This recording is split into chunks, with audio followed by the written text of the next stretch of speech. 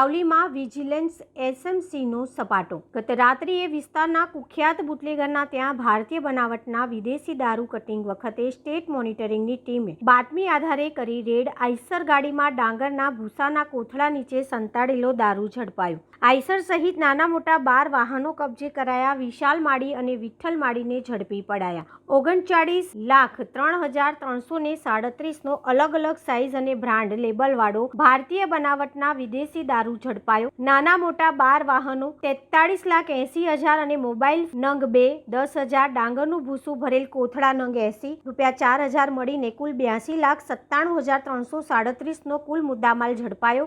માલ મંગાવનાર અને કટિંગ કરનાર ધવલ ઉર્ફે મુન્નો અને સાગર સુભાષ જયસ્વાલ સહિત કુલ 19ને વોન્ટેડ જાહેર કર્યા છે। સ્ટેટ મોનિટરિંગ સેલે સાવલી પોલીસ મથકે મુદ્દામાલ લાવીને આગળની તપાસ હાથ ધરી છે।